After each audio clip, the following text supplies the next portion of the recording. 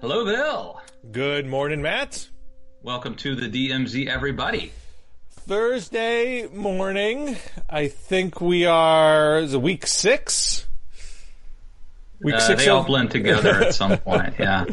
I don't know about you. We're at the point where we're kind of like, okay, homeschooling has to get a little bit more real. You need to do a little bit more actual work. We can't let this all fall apart. Maybe we'll go in the other direction where they start off doing a lot of work and they gradually decline, but we're trying to bump it up a bit. You know what I've learned from this process is how vague the questions are my kids get, like the homework assignments they get.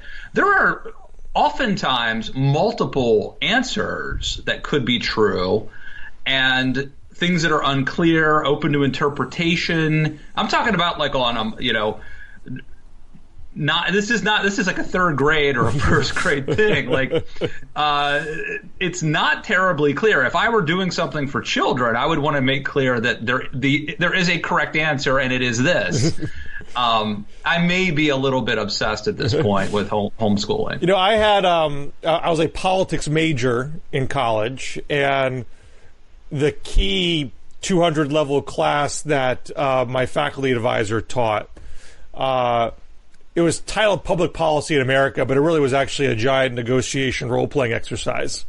And in the first day of class, he went over the syllabus and the plans to design these negotiation role plays, and after you went through it all, someone said, "How are we actually graded in this class?" And he said, "You'll be graded in this class like you are in life, ambiguously." Yes.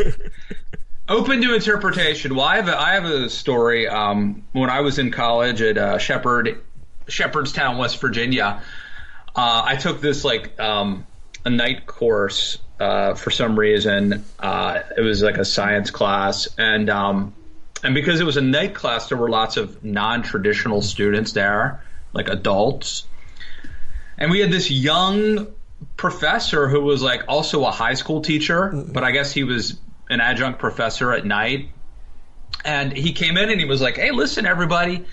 You're all going to get, as far as I'm concerned, everyone starts off with an A, and no reason to get the textbook. You don't have to pay $50 or whatever for the textbook. You just show up. We're going to have a lot of fun, and unless you screw up majorly, you're going to walk out of here with an A or a B." Those non-traditional students, the people who are younger than I am now, but back then seemed like old people, couldn't get a handle on this. They were very angry that there wasn't a clearly defined syllabus and that they didn't have to have the book. And they started pestering this guy, and they drove him crazy. And after a month, he quit. And then they brought in a real professor, and he said, "We've got a lot of catching up to do. The first thing you need to do is pay $50 and buy the book. We're 3 chapters behind." My grades plummeted. It's all because of those non-traditional students. Wouldn't leave well enough alone. I have another good story about a professor, but we're going to get too way off track. I'll have to share with you later. So, it's a little, I'm almost hesitant to talk about this because I feel it's going to be one of those situations where we're going to be 2 hours behind the news curve. But the pressure for Joe Biden to directly address the Tar Reade allegations is rising.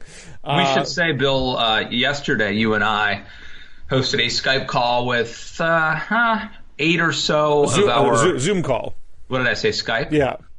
We hosted a Zoom call with some of our supporters, and we spent 20 minutes on these allegations, but I think they remain ambiguous and unresolved. So, but even since we talked yesterday, and for those who want to get on those Zoom calls, just be a Patreon contributor, and you get exclusive access to Matt and Bill time. What Democrats are saying is starting to seep into the press more, either on the record or off the record, and it's this mix of Joe Biden needs to address these things directly, but I generally believe Joe Biden, and we need to put this behind us. It's a very, very small chorus of people, not elected officials, who are saying Biden needs to drop out. Well, I just saw today, Kirsten Gillibrand is supporting Biden, believes Biden. I guess she doesn't believe women, or at least this particular one. She doesn't believe in ethics investigations. You just make your call up front, one way or the other. Well, look, what Al Franken was accused of, correct me if I'm wrong, was nowhere near as bad as what Joe Biden has been accused of. I think this is actually, no one's talking about it this way, but there's lots of all these comparisons between the Biden allegations and the Kavanaugh allegations, and sometimes the Franken stuff gets thrown in there.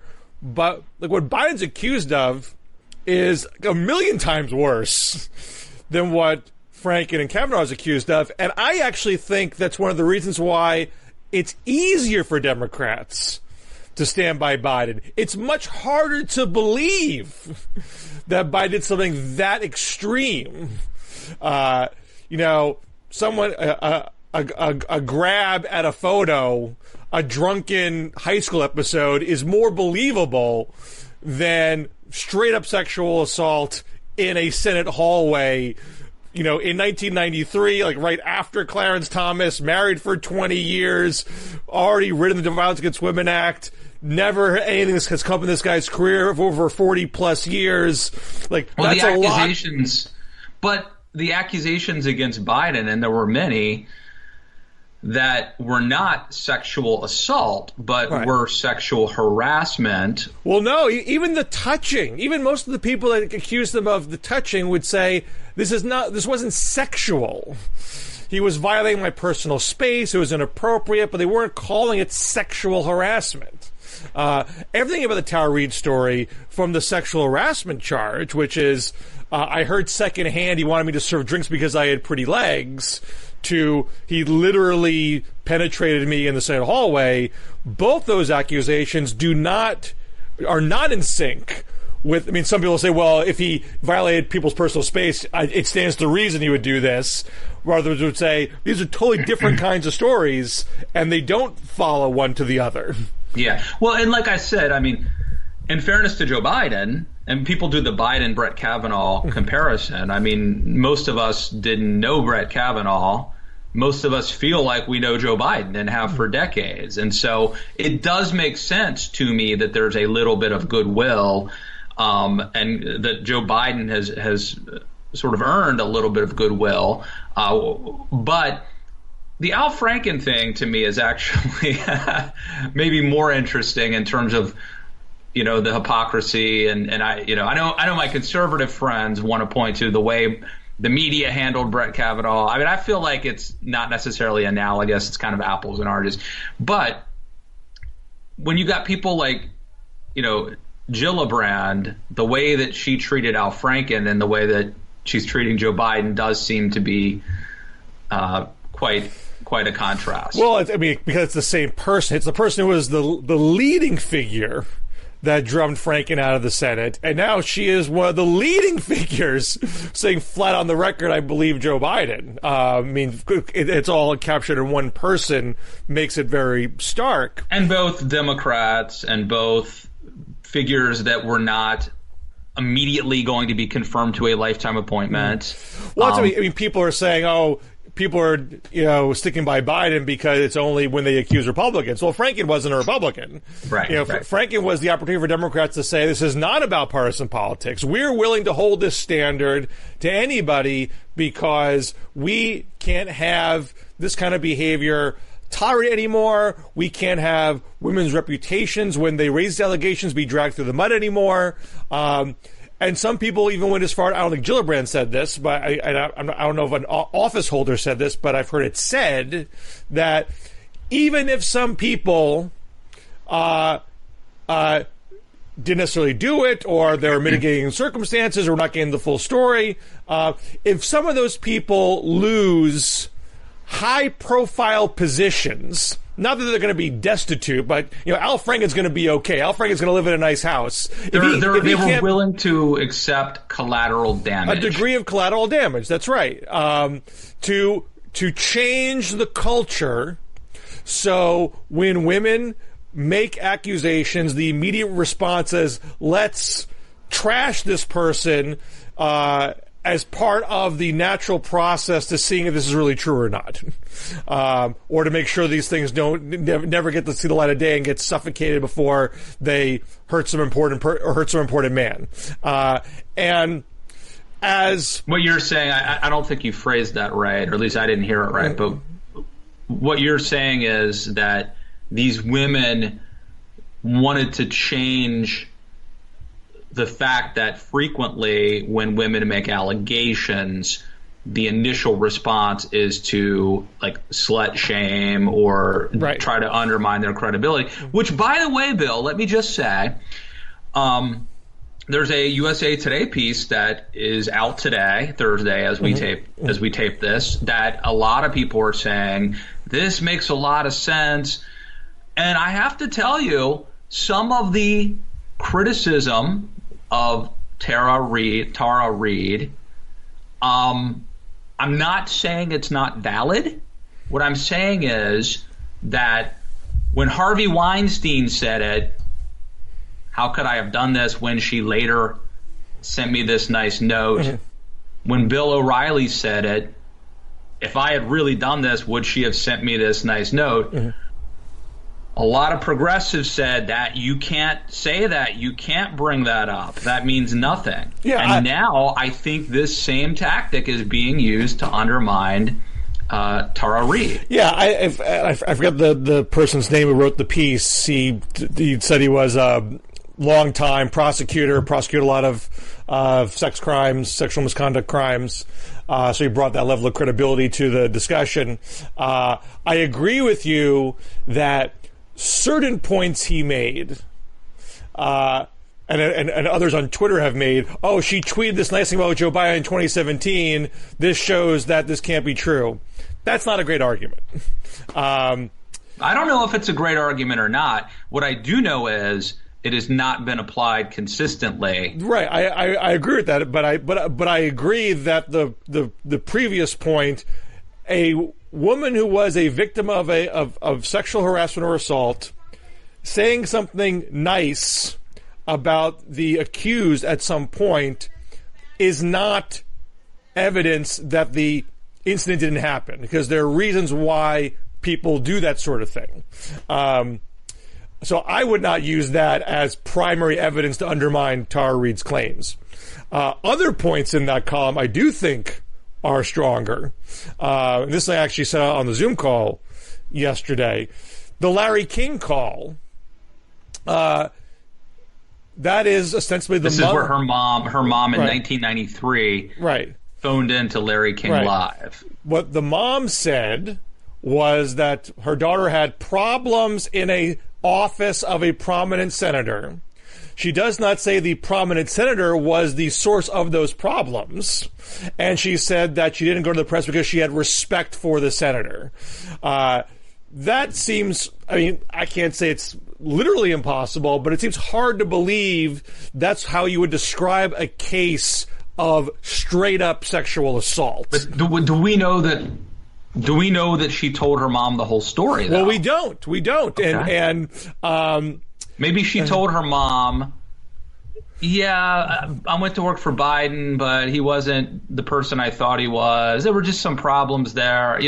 That's possible. What Tara Reade said before the clip surfaced was that her mom went on Larry King and talked about how she was harassed and retaliated against.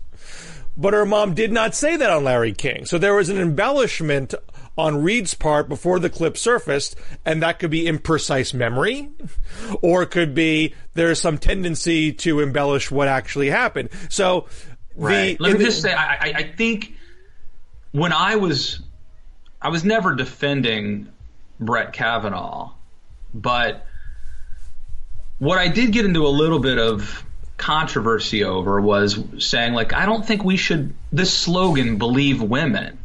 Like, if you want to say, listen to women or take women seriously, I'm totally down with that. Of course we should listen to allegations. Of course we should vet, of course we should take allegations seriously. But believe means believe. Words mean things.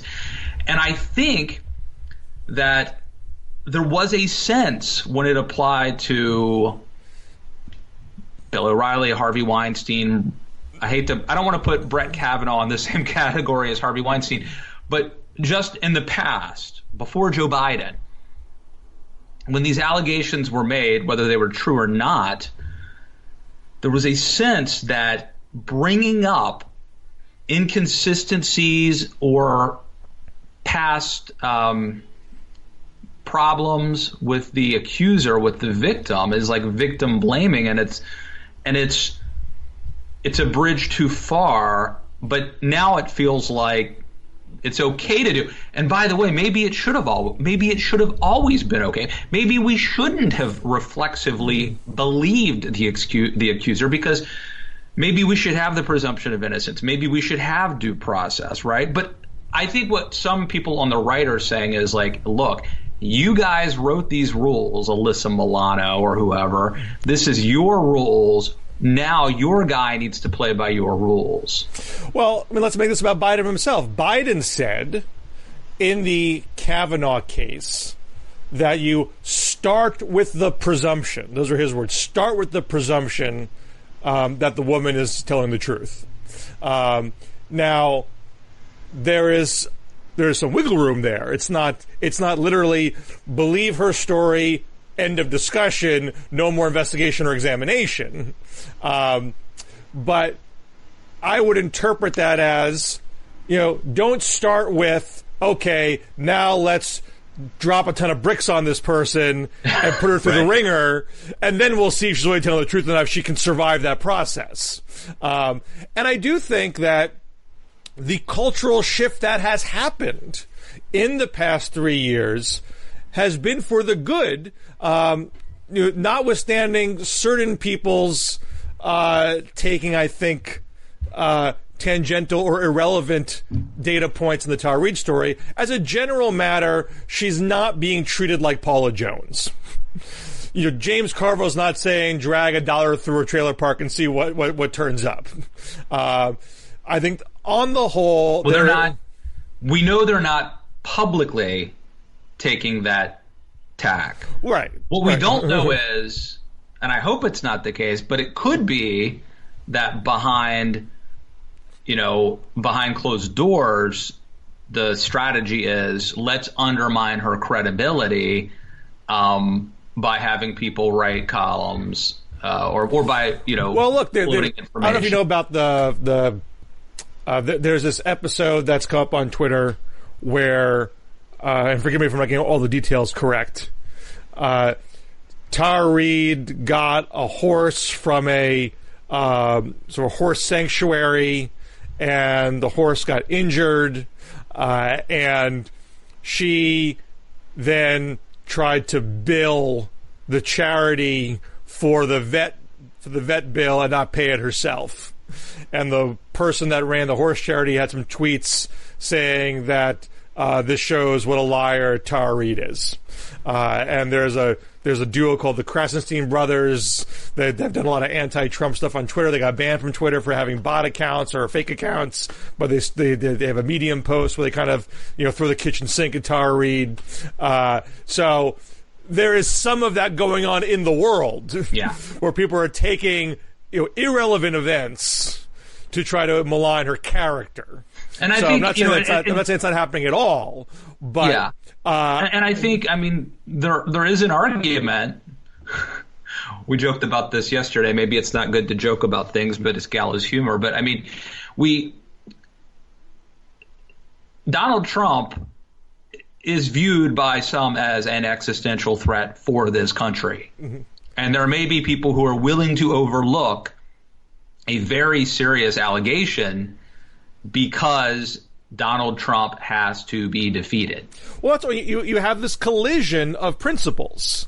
The original the original Me Too principle was to say that there is a centuries old scourge of mistreatment of women that has needed to end a long time ago, and we're going to see to it that it does end by speaking up and dislodging men in power that are perpetrating this in any degree. No matter how severe the transgression is, you're gone, and that is going to make men change their behavior, and it's going to make it easier for women to speak up. And a lot of people have lost their positions because of this, and I do think that women's stories are being treated with more respect, if not perfectly, certainly better than 4 years ago. And that, starting with Franken, that principle was being applied in a way to say, look, it doesn't matter what party you're in, we're not going to tolerate this from anybody. That's now jutting up against the principle of, okay, this is an election where there's a binary choice between, it's not a binary choice necessarily. It's essentially a binary choice between who's actually going to win. There might be third-party options available, and some will say, well, look, Biden's not the nominee yet. Biden is pretty close to having a majority of the delegates. I don't think he can get to a majority until there's now a bunch of primaries that have been pushed back to June 2nd. I think June 2nd. Some that have been canceled.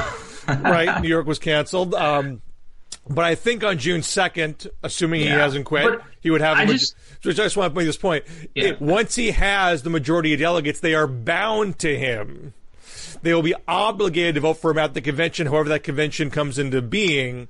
And Biden would have to make the choice to drop out for him to not be the nominee. So in all likelihood, the person going to be the president is either going to be Joe Biden or Donald Trump, and a voter has to decide what is the more important principle here. The world? How the world is going to function for the next 4 years? Or this principle that, if the principle is people who are purveyors of sexual misconduct should be in positions of power, and you believe that both did, well, guess what? One of them's going to be president, so you got to choose between the two. And Trump has been accused by like 20 women of different degrees of harassment and different things. And we all saw the Access Hollywood tape. Here's the thing, though, Bill. I don't think there's a plan B. There's no break in case of emergency, right? Even if Biden gets out, then you get Bernie Sanders. I mean, you can't get that's not even a given. It's not even a given you get Bernie Sanders. Maybe you want Andrew Cuomo, but how do you get past Bernie? I don't think you can, right? Well, I mean, what would happen is, first, Biden would have to quit. I mean, let's say... here's the hypothetical. Literally, like with Franken, every Democrat suddenly says drop out Biden.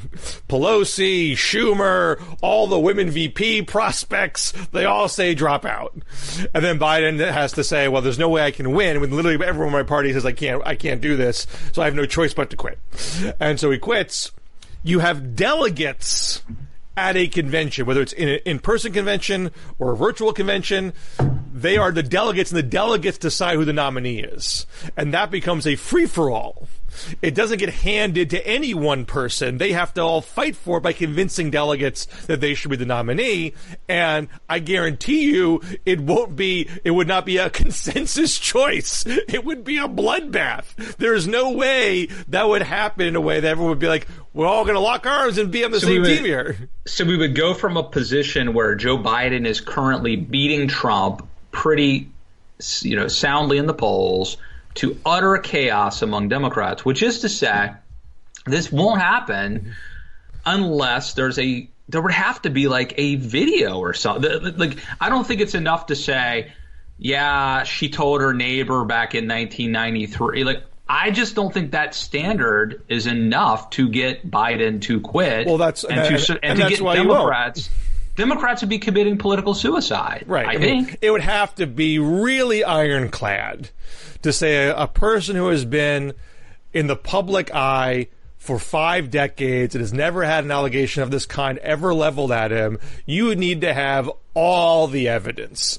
And as one of the better points in that USA Today column is, the allegation doesn't even have a date. You don't even give Biden the opportunity to say, "Oh, that can't be me. I was here on this date." He can't disprove it. But isn't that okay? From the standard of a presumption of innocence, from the standard of due process, I think the tie goes to Biden. Okay, mm-hmm. That's not enough evidence for me to convict Biden, even in the court of public opinion. Okay. But on the other hand, is it that uncommon that you would forget the exact date, that you would maybe you try to put it out of your mind that this thing happened to you? Years go by. Like, is it reasonable to expect her to remember the exact date? And, or is this actually the way it would most likely play out all these years? Well, this is why real contemporaneous evidence matters. Did she file a complaint? Did she tell a friend that day? Now, one of the things that the writer pointed out, her telling her neighbor 2-3 years later is not contemporaneous. So it does give some evidence that she didn't manufacture the charge in last year or this January expressly to derail Biden's candidacy. So I do think that's a point in her favor. But it's also that the possibility exists that she was telling different stories to different people. It sounds like she's still saying different to her mother, different what's in the complaints that she said she filed, different to what she said in the California State Senate AIDS office, and different what she said to her neighbor. Several months and years after the fact. Yeah. In certain cases. There might be other reasons why she was telling different. I mean, there's legitimate reasons. I was only comfortable sharing this with certain people and not others. That's possible. Or that she has a tendency to embellish in certain situations. Wasn't there a sense, though, Bill, on the left, that women don't make things like this up? Women don't lie about things like this. If they make an allegation, then it's very likely true. Well, I mean, there is certainly evidence that in the vast majority of cases that is the case, and there's some research to suggest that the degree of, false reports is, in the single digits percentage-wise. But there are we know of high-profile cases where truth wasn't said. Dupla Cross, Tawana Brawley, the Rolling Stone article. Like, it does happen. And certainly when you're talking about politics, there is an inherent incentive to try to take down political opponents. So it's why you shouldn't go on the presumption that every woman's a liar. But you also can't say that every woman's telling the truth in every circumstance, especially when you have some conflicting information that doesn't add up here. I'm not gonna name any names just because it's but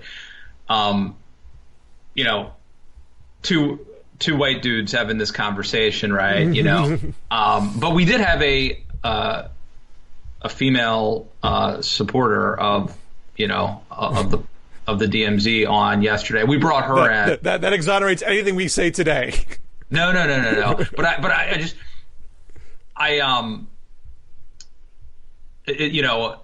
we have sort of been listening to different people and getting different perspectives, and so I throw that out there. But I think we're trying to have a good faith, fact-based conversation here. And again, I don't think it whatever you think of Tara Reade, it does no good to malign her character, whatever you think it may be, because there are ramifications beyond this one case. There is an important principle to set, a standard to set, that you don't malign the character of accusers. You assess the facts. You can assess the facts of the charge without maligning the accuser. Well, I was getting ready to pivot to Trump's poll numbers and Justin Amash, but isn't someone's character part, like if I have a history of robbing banks and someone matching my description comes out of a bank and the police, is it like should we discount the fact that I have a history of robbing banks, or that, again, no, I'm not saying in this case the accuser doesn't have a reputation of falsely accusing people as far as I know, but like isn't someone's past behavior a part? Should that not be a part of vetting the veracity of their claims to some degree? I think it's very treacherous ground, and it's clearly not been conducive to getting to the heart of the matter in the vast majority of cases. And I don't think it's necessary to assess the veracity of the stated claims. There are certainly people in this world who have factoring in Joe Biden's career, the fact that he has, as far as we know, people are actually being character witness. People are saying, I believe Joe because I've known Joe for 40 years and I've known Joe to be, we could factor in his character and his reputation. I mean, as a matter of, there's what makes sense for political messaging and what makes sense for understanding the truth of the case. It's a lot easier as a talking point on TV just to say, I've known this guy for 50 years. I just can't believe it. That's simple and to the point, It doesn't really get to the heart of the matter. No, it doesn't, because a lot of people seem really nice and do crazy stuff. Right. But it's some people in the community of Biden supporters are going to shortcut it like that, I would imagine. And some people are going to be tasked with more of the point by point. Here's why the story doesn't add up. But everybody can't do that, because it's going to be a lot, it's going to be a lot to convey in every media setting. But there has to be some substantive pushback if people are going to say, I don't believe these allegations. And it's going to be more credible if that is done without any character assassination. All right, let me just state the obvious here as a transition. Mm-hmm. We are in the middle of a global pandemic. Donald Trump has botched the handling of it. The economy, the unemployment, the best thing he had going for him was a good economy. That's done. Okay? Mm-hmm. Joe Biden is beating Donald Trump in every poll I see. Joe Biden is poised to potentially win Arizona and Ohio. Florida, North Carolina. And yet, this story is potentially devastating. If you go back, there are so many cases where March is a bad month for the presumptive nominee. I believe March was when the Jeremiah Wright stuff came out on Obama. Sometimes it's not. I believe Jerry Brown beat Bill Clinton. I think it was March or April 1992, and that got tied into the initial grains of sand of the Whitewater investigation. Jerry Brown was accusing Hillary Clinton of using the Rose Law Firm to profit off state business. This is not an odd time for scandalous charges to crop up. Now, granted, Reade was trying to drum this up going back to January, the sexual assault charge, not the touching charges of the year prior. But this is when the last-ditch stuff gets thrown out there. So it's not unusual for Biden to deal with something like this, because other presidential nominees have.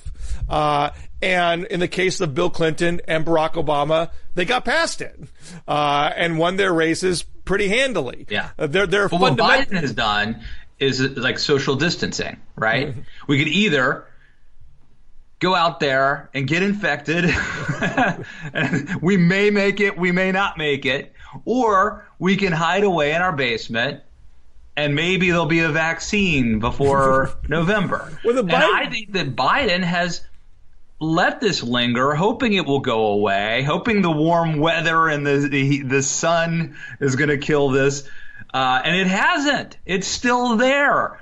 Has Biden made a mistake by not confronting this? But what could he do? Like, you're a PR, you've done some PR. Mm-hmm. What do you tell Biden to do today? Well, I do think his handling of this is very interesting because, I mean, this is a vexing challenge for Democrats, going back to John Kerry and the Swift boats, or even Michael Dukakis and some of the stuff he had to put up with. And Democrats out of the Swift boat experience said John Kerry made a big mistake by giving it the silent treatment. He needed to confront it head on. These things don't go away in the modern media environment. You need to challenge them up front. You need to nip them in the bud so they don't get spiral out of control. Mm-hmm. And Barack Obama with Jeremiah Wright, I don't know if he literally addressed it in a 24-hour news cycle, but when he went at it. Big speech, pull back, widen the lens, reframe the whole discussion, and people thought, man, this guy knows how to deal with this stuff. I feel much more comfortable I was going to do going forward. Biden, in my opinion, it's not quite the John Kerry approach. It's largely the John Kerry approach, but there was the initial statement pretty quickly, this didn't happen. Coming from the campaign spokesperson, and they've referred back to that statement over and over again. They don't put out a new statement. Mm-hmm. It's the same statement every single time. Meanwhile, Biden keeps doing what he's been doing. And I'm not prepared to say that it's going to work. I think there's argument that it is working. I mean, there isn't, folks aren't jumping ship. He's still rolling out endorsements. Bernie Sanders, Hillary Clinton, Nancy Pelosi, that's still happening. The VP candidates are still saying, I'm on board. And there's a certain vibe of, this didn't happen. Nothing even remotely close to this happened. And I'm not going to act in a panicked way about something that did not happen. Now, he will get asked about this. He does do interviews with reporters, and we're at a point now, ever since the Neighbors interview, like that was the tipping point, that you knew the next time Biden had an unscripted interview with an independent journalist, he will get asked. And he must know this, and he must have his answer ready, and whatever he says has to be good enough that other Democrats are comfortable repeating it. The vice presidential prospects, not to mention who was actually picked, has to feel comfortable saying what he's saying. If that doesn't go well, then it's a whole other story. But so far, we haven't seen a lot of polling since the Neighbors interview, but the polling is good to date. He has kept his endorsements to date, so it's hard for me to say that it's not worked so far. So it sounds like the plan is run out the clock, let it linger, ignore it, downplay it, don't address, because the only other move, it seems to me he has three moves, right? Maybe I'm wrong.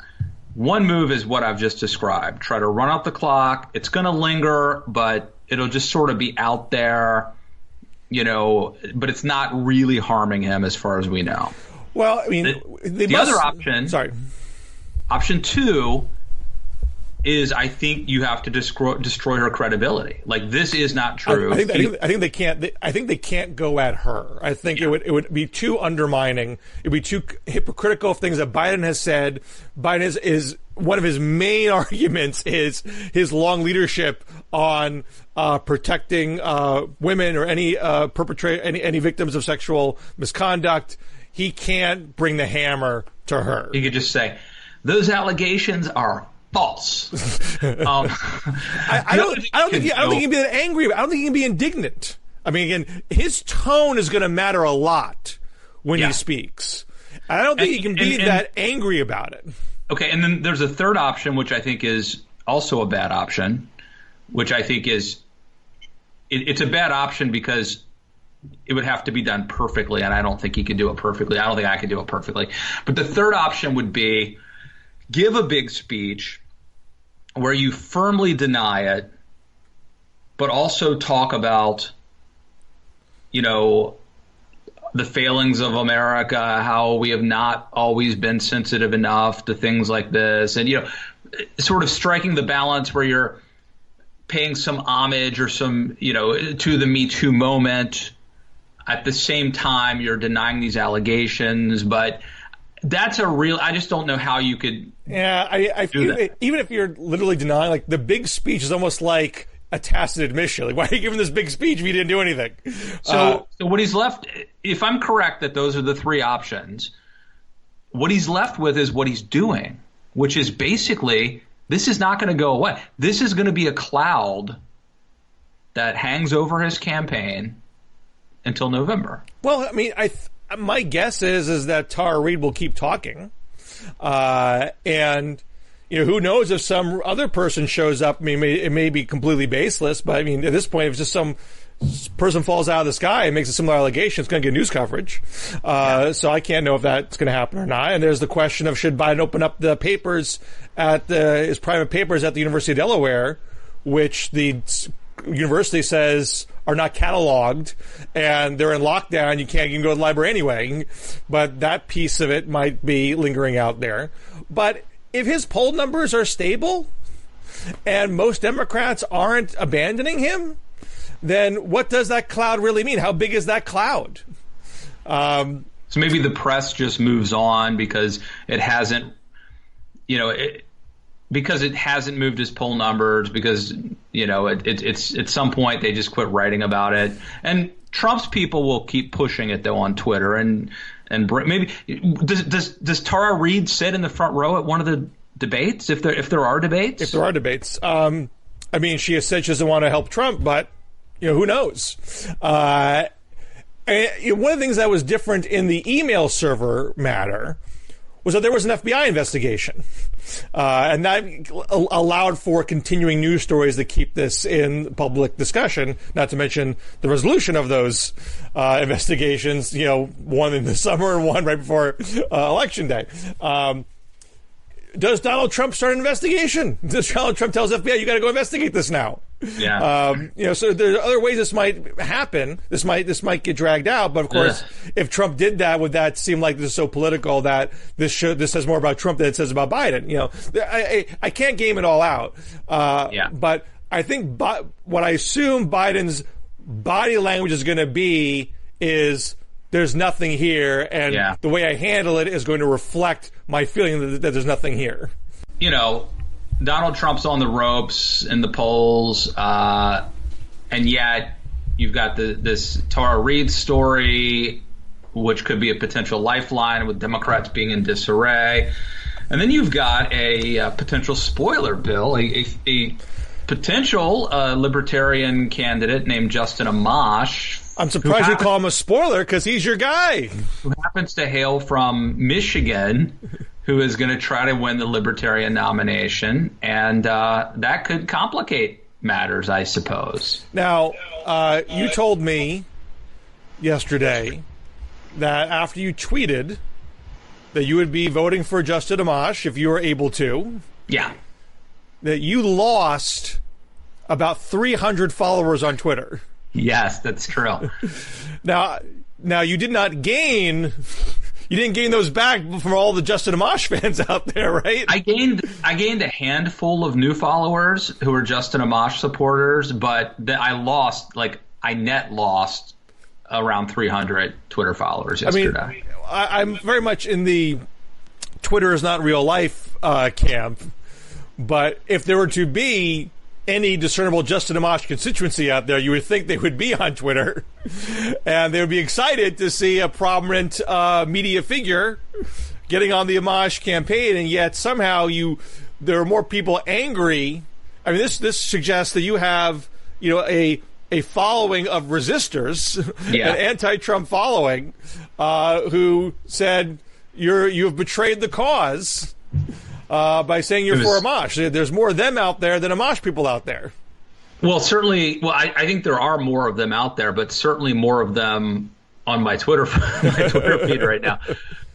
Yeah, no, look, it makes sense, right? Like I've spent a lot of time criticizing Trump on Twitter and in my writing and in my TV, pretty much everything, because look, Donald Trump dominates the national conversation. Almost every story is about Trump or seen through the prism of Trump. And if he's not getting the headlines, he does something to get the headlines. So I think a lot of my Twitter followers are people who like me because I attack Trump. And they see this as me hurting the cause, potentially hurting Joe Biden. It is weird because I've always said that I would vote for Amash for like years, at least a year. I've said I'll vote for, if Amash runs, I'll vote for Amash. And I've always said that I wouldn't vote for Joe Biden in the general election. So this isn't actually new information.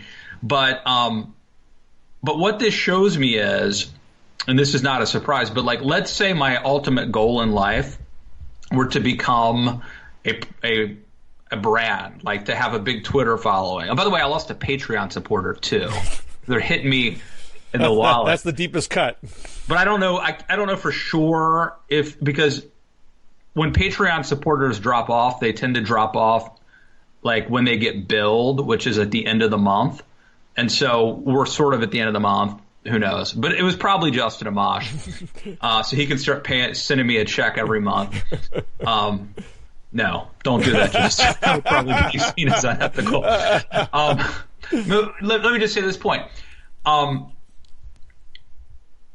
If it's understandable why journalists and commentators start doing fan service, because if I say I'm voting for Justin Amash, I lose followers. So maybe I shouldn't say that. Maybe what I should say is I'm going to vote for Joe Biden, and I should, because I'll get more Twitter followers that way, right? That would be the smart, like, business move. And I suspect that some people in this business, which it is a business, Bill, that some people, they do things based on fan service.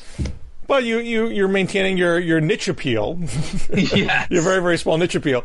Yeah. But making back to the original point, you're voting for Amash, but you seem to be worried that he would be a spoiler and keep Trump in office. Well, I don't know what he's going to do. I think it's totally plausible that you could argue he takes more votes from Trump, right? I mean, Justin Amash is a pro-life, conservative Republican running as a libertarian.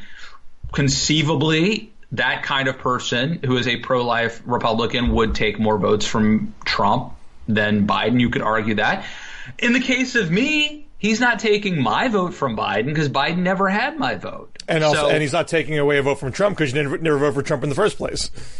Right, but I should be a Trump voter. I mean, based on my history of voting for Republicans, but whatever the case may be, the point is, am I worried? I would be, like, if it turns out that Donald Trump won because Justin Amash ran, I would not be happy, and that would be a major bummer. See, okay? I feel like if that is your belief, you would be sad if Trump won. I didn't even say that. This is like a basketball game where you don't want the refs to be the story. I don't want somebody who gets in the race in, May or April or May or whatever of 2020 to be the definitive reason. But by the way, that's got nothing to do with who I vote for. Like, I am voting. By the way, it's unclear. I don't even know if Justin Amash is going to be on my ballot. He might not be. He may not be the nominee. Yep. If he is the nominee, he might not even be on my ballot. Correct. But here's my point. I am not strategically voting based on what might or might not happen. I am voting for the person that I believe shares my values. And I think Justin Amash has demonstrated character and integrity and toughness by standing up to Donald Trump. He's the only House Republican to do so. And he shares my political philosophy much more closely than either Biden or Trump. And so if he's on my ballot, I'll vote for him. So just so folks know, as Matt said, he still has to win the party nomination. And their convention plans are not even set now. They lost their hotel for their May convention plans, and now they have to come up with a plan B. They don't have it yet. And there are other candidates out there, and there's nothing that's set in stone that he gets the nomination. And as I wrote for Politico last week, actually, when I wrote the piece, the Libertarians were short 15 states. It's now 14 states. They picked up Illinois through a court case. But Libertarians are not on the ballot for president in your state of Virginia, which, granted, is not generally considered a swing state anymore. But Libertarians are also not on in Pennsylvania, in Maine, in New Hampshire, in Wisconsin, Minnesota, and Iowa. So some of those are more swinging than others. Yeah. But he is out of Michigan, so that's not insignificant. If Libertarians were short, arguably Amash is known enough in Michigan that it could be a factor there if it's a close state. But by and large, a lot of the big key swing states or reach states for either Republicans or Democrats, it's not a given they're going to be on there. They could, but they have to win court cases or get relief from the governors or the legislatures at this point. Well, and there are people like Tom Nichols, who's a prominent never-Trumper, but he's one who's like voting for Biden, I think. Did he give you a hard time on Twitter? A little bit. I mean, not in a horrible way. But yeah, a little bit. People like Sarah Longwell from The Bulwark said she was sort of torn, I guess, between me and Tom. I realized that my position is a very unsatisfying one for people, and obviously it's an unpopular one among my Twitter followers. Well, to what extent do you think Amash has a shot of whether or not he's a spoiler being having an impact? Breaking 5%, drawing crowds either in person or virtually, however the case may be. Is there a pro-life libertarian constituency that would allow him to get more votes, or even as many votes as Gary Johnson in 2016, who was on the ballot in all 50 states and ended up with a little bit more than 3% of the vote, which I think was the record for libertarians? Yeah, I don't know. I mean, it's hard for me to say that Gary Johnson caught on. You know what I mean? He got on TV. He was in polls. Yeah. He polled better than the voting results were, which is pretty common for third-party candidates. Noted, I mean, Amash has the additional challenge of the fact that you can't do canvassing to get on ballots in some states, and therefore Amash may not be polled to the degree that past libertarian candidates. Well, that's what I think is I don't know if they'll literally be all 50, but you got to be pretty close to 50 for a national pollster to put you in a national poll. Otherwise, they would say you're not on the ballot in all of the states. I can't poll you. If you're not on the poll, you don't get the media. Mean, I don't think Amash is going to catch on in any way that I would define catching on. I think he's a way for people like me to get to participate in democracy, to get to cast a vote this time around, to vote for someone that in good conscience I can support. And so I'm grateful to have someone that I hopefully have a chance to vote for in November.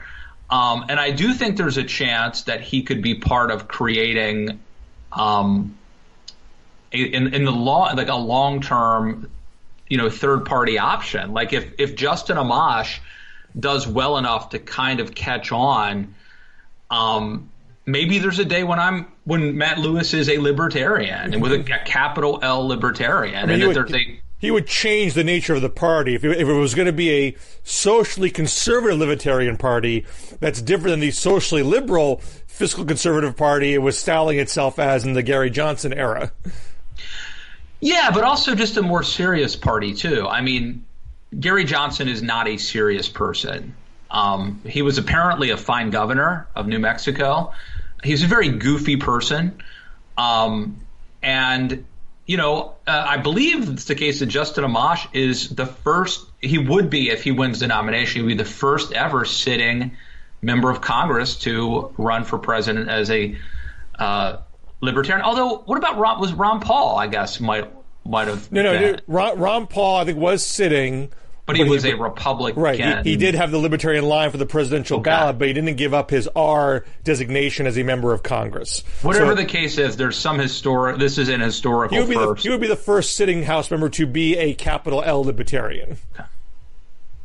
So, anyway, I don't have grand delusions that Justin Amash is going to like set the world on fire. What I do think he could do is give me someone I could vote for in good conscience and potentially start the beginning of a libertarian party, which, as these parties, you know, the political parties are reordering. I mean, the Republican Party today, the constituency of the Republican Party today is pretty close to the constituency of the Democratic Party that I always hated.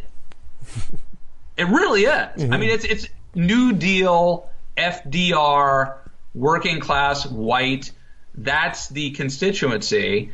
And I've never been an FDR populist, you know, kind of guy. I mean, I certainly don't, you know, there's a lot of working class whites that I respect and admire, but it's a different constituency. And then the people that the Republican Party are shedding are, you know, like sort of like suburbanites, right? And that's kind of what I am, I suppose. So. Before we wrap up, what do you make of Trump apparently losing his mind over seeing the poll numbers that he's behind Biden in the swing states, threatening to sue his campaign manager? I was always struck in 2012 that the Romney campaign really thought they were going to win and were truly shocked when their modeling did not match up with the voting results, even though like all the other national polling suggested it was relatively close, but he was definitely behind. But they seem to really be in this bunker mentality that he was leading. I mean, is Trump this delusional that I thought I had this in the bag. I thought I had this pandemic licked and Biden's Sleepy Joe and everything was coming my way. What do you mean these poll numbers say I'm going to lose? I mean, Trump kills the messenger. It's the opposite of the Godfather. I always thought you could write maybe someone has like Vito Corleone on leadership, right? He actually was a pretty good leader in some ways. Remember, there was a time where his consigliere says the Godfather is someone who likes to hear bad news immediately. You know, Vito wanted to hear bad news immediately. Donald Trump doesn't want to hear bad news. And the funny thing is the campaign manager, Brad Parscale, is that his name? I never know how to pronounce anything. I read the New York Times piece about it, and the two made up. The campaign manager and Trump made up after the campaign manager brought more favorable polling numbers. So I think Trump doesn't want to deal with reality. He doesn't want to face the fact that he is losing. And that's a very dangerous thing for a person to not want to accept reality or face reality. But that's where he is. I just find it's just so strange to me that in a private setting, why wouldn't you want to have a candid discussion in private if you're facing a problem so you can fix your problem? Because Trump, this isn't an act. This isn't something he just does publicly. He is actually delusional. He creates an alternate reality that he believes in. It becomes, it's like George Costanza said, it's not a lie if you believe it's real. And he believes he creates an alternate reality and he believes it, and that's why he's so good often at talking about it. And I think that, do you remember he got mad when people said, remember the Sean Spicer thing about how big the crowd was? Mm-hmm. Same thing. This is just a more dangerous version of that. So does his campaign now have to literally create two sets of poll numbers, one for themselves to actually make good strategic decisions based on, and another for the boss. Yes. So the boss, they never give the boss the actual data. In fairness, I will say this, in fairness to Trump, I had I used to, many years ago, I used to go around the country helping put on these seminars to train conservative activists and candidates. And it would be me and some other they were like political consultants and stuff. And one of them used to say, he would teach this. He would say, every campaign manager, he was from South Carolina, every campaign manager wakes up every morning with two lists. The first list is the 10 things you needed to do today to win the election. The second list are the 10 things your candidate thinks you need to do today to win the election. And then he would add, both lists are equally important. Let's leave it on that note. Anything you got to plug? I, knock on wood, if all goes well, I'm going to be doing a Zoom call with Ramesh Ponnuru of National Review and Bloomberg and AEI, I think. But certainly National Review and Bloomberg. I'm going to be doing a Zoom call with him tomorrow, Friday at 3 p.m. Eastern Time. I think we're going to make it available, Bill, for supporters of both of us on That's Patreon. Right. If you're a Bill Scher Patreon supporter, you too. You don't have to give Matt any money. You can screw Matt. You can just give me money and still get access to this special Matt Lewis Ramesh Ponnuru Zoom chat. For this awesome podcast that you've let me listen in on a little bit of one of the episodes and provide feedback. You can even punish Matt for his Amash support right now. You can end your Matt subscription right now, give that money to me, and still get access to this call. So I'm interviewing Ramesh. I don't think I've ever had Ramesh Ponnuru on my podcast ever. So this is going to be, I think, I've talked to him before, but I think this is going to be the first time I've ever actually interviewed him. And he's a fascinating, interesting guy and super smart. So please join us and check that out and, ask him some questions and engage in a conversation with us. Very exciting. I like any conservative that tweets my stuff, so he must be a good guy. He's a great guy. And our wives, his wife April and my wife share a birthday, which was last Friday. So happy birthday! We're both punching above our weights, out kicking our coverage, whatever the saying is, and we have that in common. So anyway, check that out. And Bill, of course, we'll keep doing our thing, whether people like it or not. So I'll see you next week, one way or the other. All right, in the DMZ. See you guys. Take care.